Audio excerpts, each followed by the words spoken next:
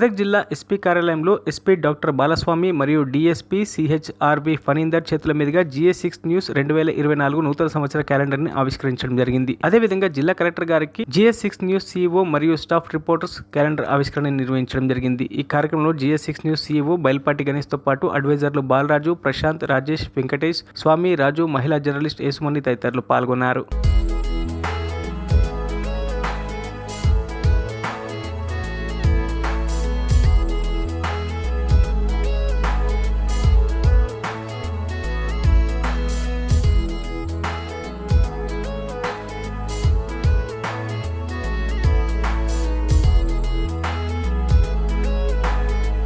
మరిన్ని అప్డేట్స్ కోసం మా ఛానల్ని సబ్స్క్రైబ్ చేయండి.